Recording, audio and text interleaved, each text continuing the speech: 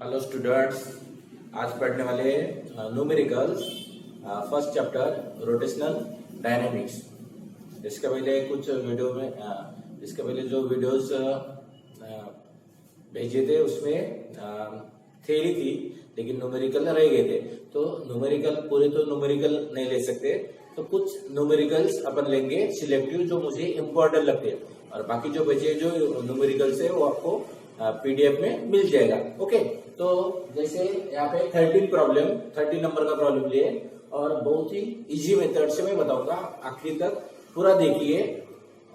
Easy, और पिछले बार जैसे ऑसिलेशन के भी न्यूमेरिकल्स भेजा था, तो उसमें अगर कुछ डाउट है तो आप मैसेज डाल सकते हो। ओके, तो ये न्यूमेरिकल्स देखिए।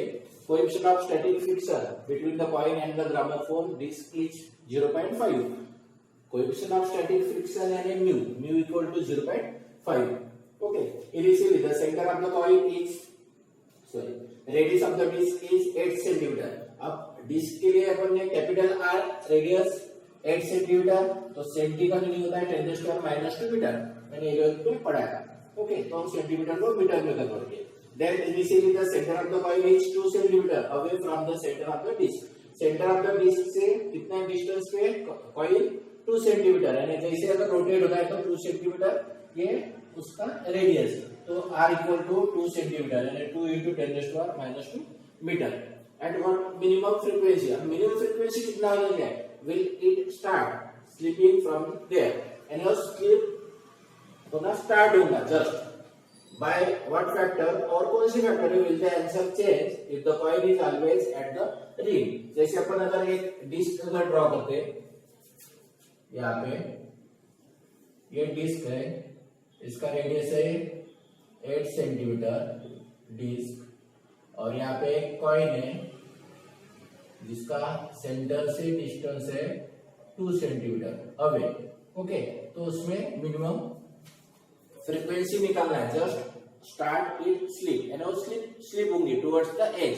जैसे डिस्क अगर रोटेट होता है, it is rotates, then this coil is sleep, so what is the minimum frequency, और अगर what factor will the answer change, अब आंसर अगर चेंज करना है तो कौन सा फैक्टर आ सकता है, if the coin is almost at the rim, और ये कॉइन अगर रिम पे अगर आती है, is the rim यानी उसका डिस्टेंस अप्रोक्सीमेट 8 सेंटीमीटर, तो उसके लिए कौन सा फैक्टर चेंज होना चाहिए, आंसर चेंज करने के लिए कौन सा फैक्टर है जिससे वो रिलेटेड है। ओके, तो फर्स्ट निकालते हैं मिनिमम फ्रीक्वेंसी। तो मिनिमम फ्रीक्वेंसी निकालने के लिए centripetal force equal to frictional force. Centripetal force equal to frictional force. आप लोगों को मालूम है कि centripetal force, frictional force is provides centripetal force when the particle revolve in the circular form. अब सेंट्रीपिटल फोर्स के दो फार्मूले हैं। एक फार्मूला है mv²/r in terms of the linear velocity, और mr⍵² in terms of the angular velocity. अब frequency निकालना है तो ओमेगा को अपन कन्वर्ट कर सकते हैं 2πn का फार्मूला, तो mr⍵² लिखते हैं सेंटीमीटर फोर्स के लिए। तो यहाँ पे लिखेंगे mr⍵² इक्वल टू, और फ्रिक्शनल फोर्स का फार्मूला है μmg। mu is the coefficient of static friction, m is the mass, and g is the expression due to gravity. So small m cancel, omega square equal to mu g divided by r, omega square since omega equal to 2πn। okay, frequency के term में angular velocity का formula ये important है, और दूसरा formula है time period के term. तो यहाँ पे ओमेगा के जगह लिखते हैं 2πn, n1 भी लिख सकते हैं whole square equal to μg divide by r, तो 4π² n² equal to μg divide by r, तो n² equal to 1 divide by 4π² into μg divide by r, तो n², तो n equal to 1/2π square root on both sides, तो 4 का square root 2, π² का pi, और μg divide by r square root में। Okay, then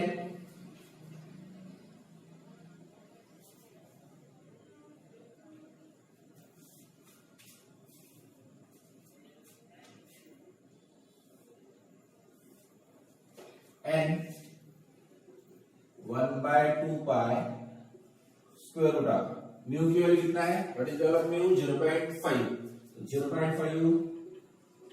into G given है, G की value 9.8 use नहीं करना है, यहाँ पे दिया g equal to pi square, यहाँ पे pi square divide by r, और आर की वैल्यू कितना है small r 2 into 10⁻²,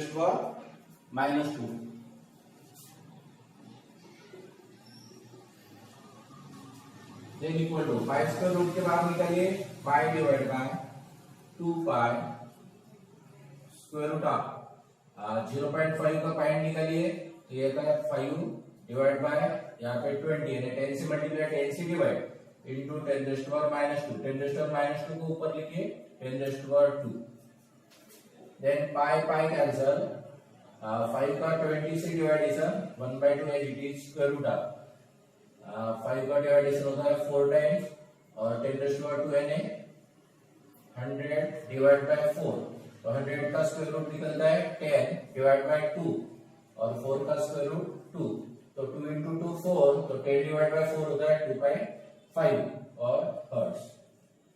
okay, this is the value of n minimum value, आप लिख सकते हैं n minimum first value.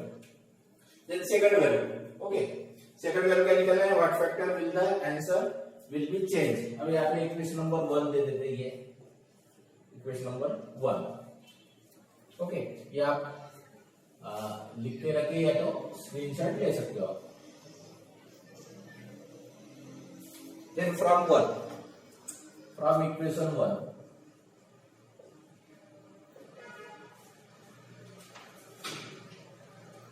n is proportional to 1 divided by square root of r, okay, 1/2 pi mu g, ये constant लेना है, n proportional to 1 by square root of r, तो n1 proportional to 1 divided by square root of r1 equation number 2, and n2 proportional to 1 by square root of r2 equation number 3, therefore n2 divided by n1 equal to divide equation 3/2, 3 को 2 से divide करना है, तो divide अगर करते तो ये square root में आता है, तो ये रेसिप्रोकल, यानी यहाँ पे r1 divide by r2,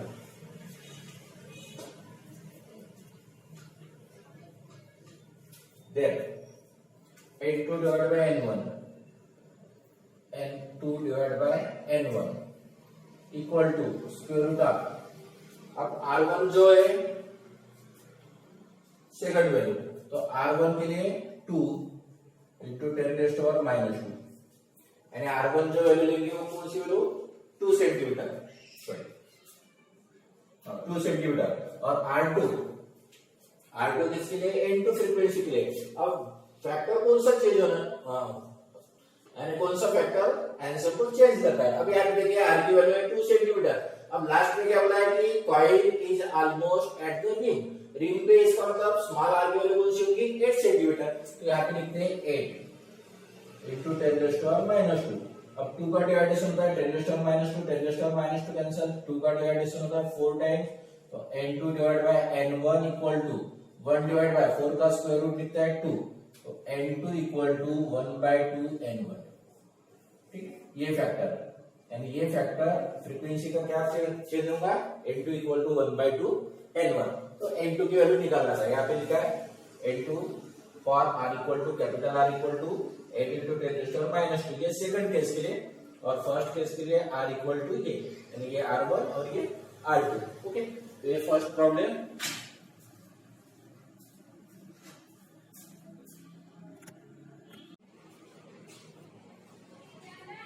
next problem है part of a racing track, 14 number का।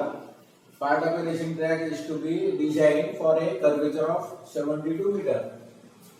Curvature of 72 metre means given में क्या लिखेंगे, given small r equal to 72 meter, okay, we are not recommending the vehicle to drive faster than 216 km/h। अब 216 km/h से उससे ज्यादा fast नहीं करना है, इसका मतलब velocity of the vehicle 216 km/h, तो किलोमीटर पर आवर को कन्वर्ट करते हैं 216, इसका मीनिंग होता है किलोमीटर पर आवर। अब किलोमीटर पर आवर को कन्वर्ट करें 216 into 1 kilometre means how many metre 1000 divide by और 1 आवर के सेकंड 3600 सेकंड, तो 2000 कैंसल, 36 का 216 को अगर डिवाइड करते तो 6 टाइम्स यानी 60 मीटर पर second v given. Okay, then what angle should the road be tilted यानी theta equal to calculate, theta निकालना है बाय व्हाट हाइट h निकालना है, will it outer edge be with respect to the inner edge if the track is 10 meter wide यानी L equal to 10 meter. Okay, इधर देखिए we have tan theta equal to v square by rg या theta equal to tan inverse v square by rg, ये भी देख सकते हो आप. Okay, then equal to tan inverse v square की वैल्यू है, v की वैल्यू कितना है 60, तो 60 into 60 डिवाइड बाय r की वैल्यू कितना है 72 इंटू g की वैल्यू कितना लेंगे 10 लेंगे. यहाँ पे आप g की वैल्यू लिख सकते हो, यहाँ पे लिख लेते हैं g इक्वल टू 10 मीटर पर सेकंड स्क्वायर. ओके, g की वैल्यू कितना लेना है 10 लेना है, 9.8 नहीं 10 लेना है. Then equal to tan inverse, अब 0 कैंसल, 12 का अगर डिवाइडेशन करते हो तो 12 5 6 कैंसल कितना का है 5 आता है. Then tan inverse 5.0000.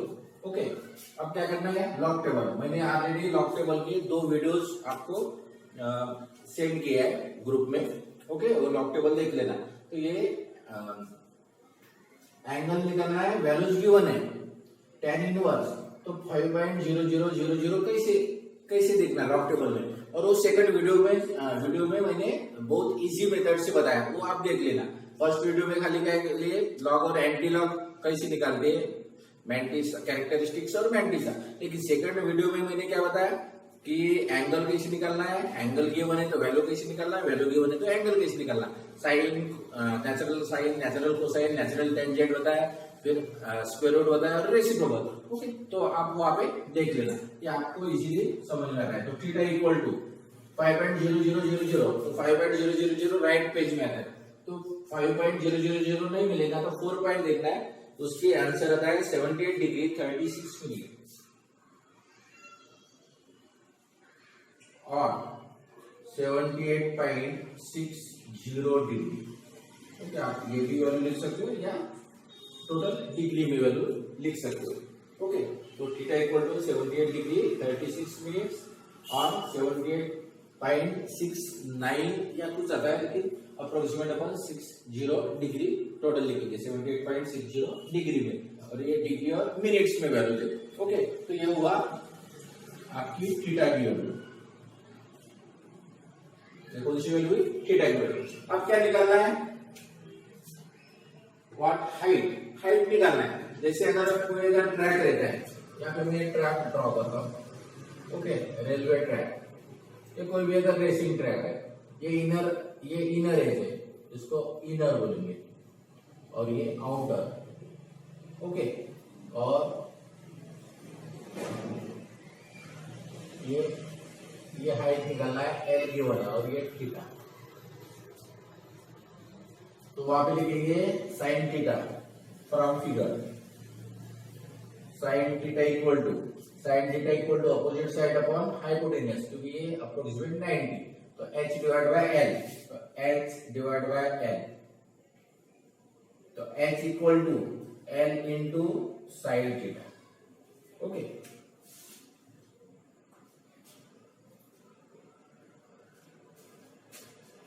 ये आप नोट करके रखिए, इंपॉर्टेंट प्रॉब्लम है 3 मार्क्स के लिए।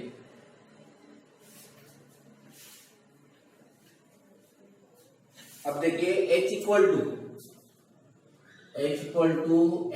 अब L की वैल्यू कितना है?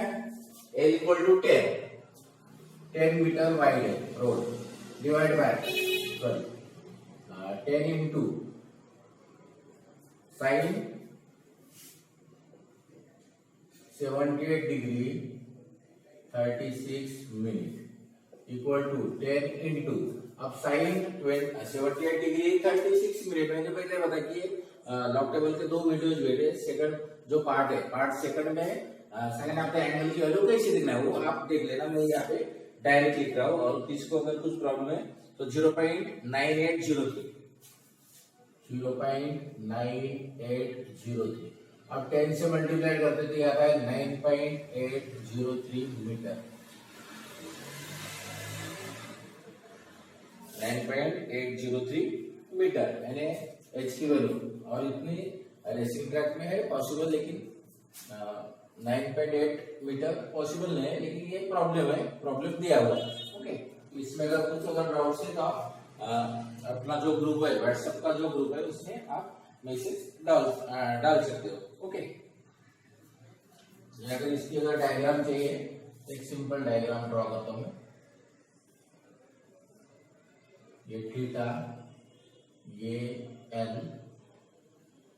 L इक्वल टू 10 मीटर, और ये H निकालना है, कैलकुलेट करना है, H equal to calculate. Okay, ये भी आप नोट करके रख सकते हो।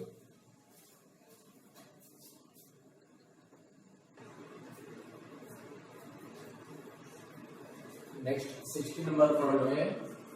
During a stunt a cyclist, यानी जो स्टंट करते साइक्लिस्ट क्या है, consider to be a particle, वो पार्टिकल कंसीडर करें। It is undertaking horizontal circle जो साइक्लिस्ट कर inside a cylindrical well of radius 6.05 metre. तो रेडियस कितना है? 6.05 मीटर।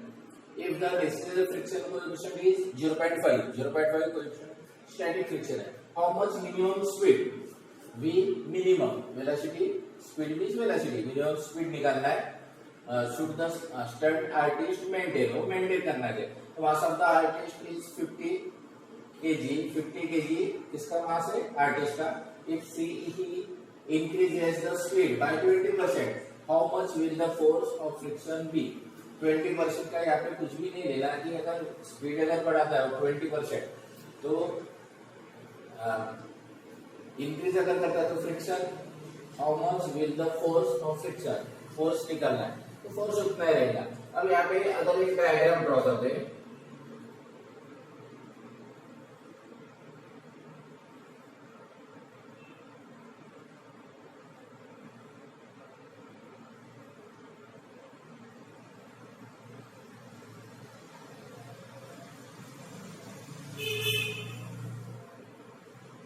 इस टाइप में एड्रेस पे यहाँ पे आता है N, कैपिटल N। ओके, यहाँ पे आता है फ्रिक्शनल फोर्स, और ये आता है mg। Okay, normal it is perpendicular to the surface of road. अब हॉरिजॉन्टल में अगर ये कर रहा है तो ये सरफेस हुआ, तो सरफेस को ये परपेंडिकुलर, एंड नॉर्मल ये परपेंडिकुलर रहेगा। फ्रिक्शनल फोर्स अपवर्ड डायरेक्शन में रहेगा, और उसका वेट mg ये वर्टिकली डाउनवर्ड डायरेक्शन। ओके, तो यहाँ पे लिखेंगे minimum for minimum speed, for minimum speed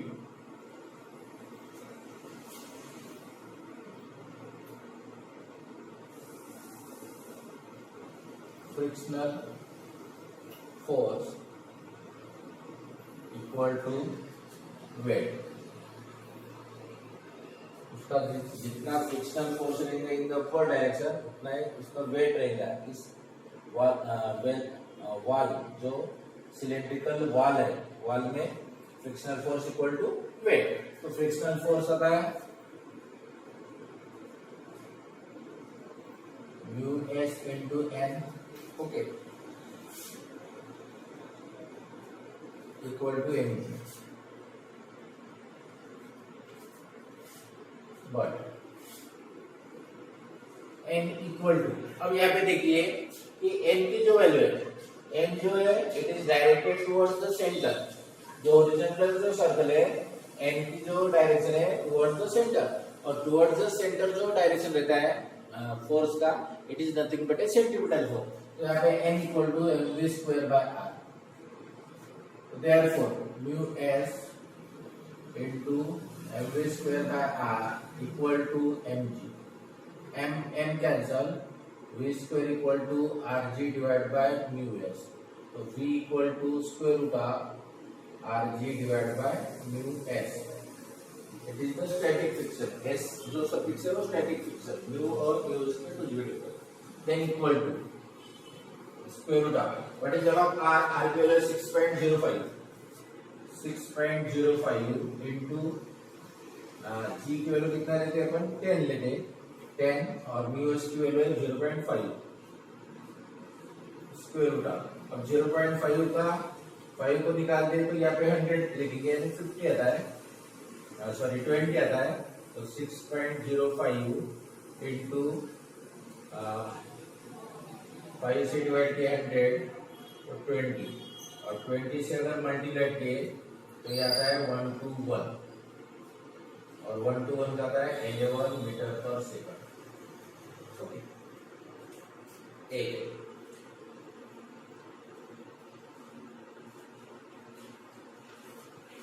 11 metre पर second, it is the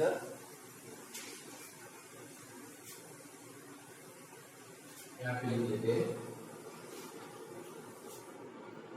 so long as the cyclist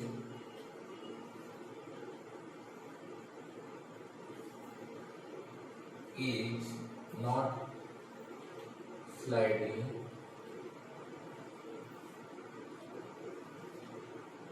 at every turn, the force of static friction is, और force of static friction क्या आता है, so long as the cyclist is not sliding, वो slide नहीं होगा, at every instant, कोई भी instant में, the force of static friction is F S equal to M G. Okay, तो यहाँ पे देखिए F S equal to M G, ये दूसरे एक दूसरे को बैलेंस कर दे। एम कितना है, M is the mass of the cyclist, 50 into 10 equal to 500 newton. Okay, simple है। सबसे पहले अपन ने क्या किया, v मिनिमम निकाले, मिनिमम वेलोसिटी, यहाँ पे आप मिनिमम लिख सकते हो, v मिनिमम 11 मीटर पर सेकंड, और जो स्टैटिक फ्रिक्शन है, force of static friction equal to mg, it is nothing but weight, it is the cylindrical well, यहाँ पे सिलेंड्रिकल वेल पता है।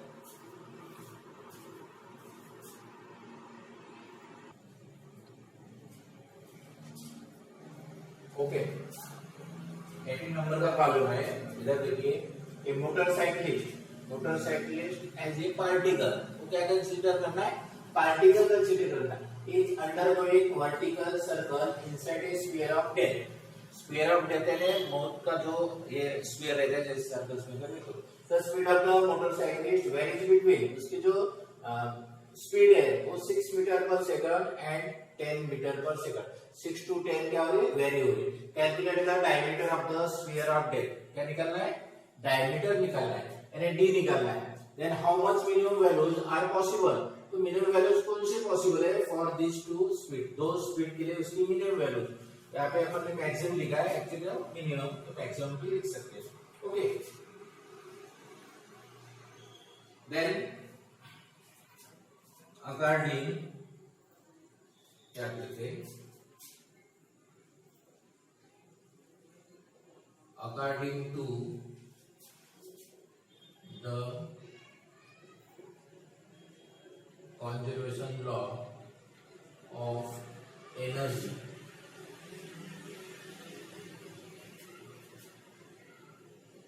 total energy at top और बॉटम भी लिख सकते हैं, equal to total energy at top. Okay, conservation of energy when the particle revolve in the vertical circle. Vertical circle में रहता है तो total energy of the bottom equal to total energy of the top. अब total energy निकालने के लिए potential energy plus kinetic energy, यहाँ पे लिखते हैं bottom equal to total energy again potential energy plus kinetic energy, ये लिखते हैं टॉप. अब potential energy of the bottom, bottom में पोटेंशियल एनर्जी क्या रहता है, mgh plus half m v bottom v square equal to potential energy again mgh plus half m v top square. अब bottom के लिए h की value कितना रहता है, 0, तो mg into 0 plus half m v bottom square equal to mg और at a height h. अब पोटेंशियल एनर्जी आप एट द टॉप, टॉप पे अगर लेते हैं, दिस इज द सर्कल, उसकी रेडियस है r इज द रेडियस, ये बॉटम और ये पॉइंट हुआ टॉप, तो ये r प्लस r, बॉटम पे h की वैल्यू 0 और टॉप पे h की वैल्यू 2r, तो यहाँ पे लिखते हैं 2r plus half m v top square. Okay, ये 0 हुआ. फिर m और m cancel, 1/2 v bottom square equal to 1/2 v top square plus 2gr. अब 2 से मल्टीप्लाई करते हैं ऑन बोथ साइड्स, तो दोनों को मल्टीप्लाई किए, 2 से मल्टीप्लाई किए तो v square bottom equal to v square top plus 4gr. तो v square bottom minus v square top equal to 4gr. तो ये आता है 4gr, यानी r निकालना है, रेडियस निकालते, तो v square bottom minus v square top divide by 4g. Okay, ये मिटा लेते, इसमें से लिखते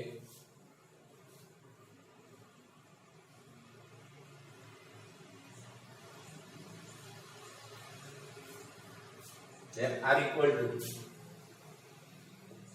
v बॉटम की वैल्यू है 10, तो 10 square minus 6 square divide by 4 into 10 equal to 100 minus 36 divide by 40 equal to 100 minus 36 आता है 64 डिवाइड बाय 40, तो r की वैल्यू आती है 1.6 मीटर.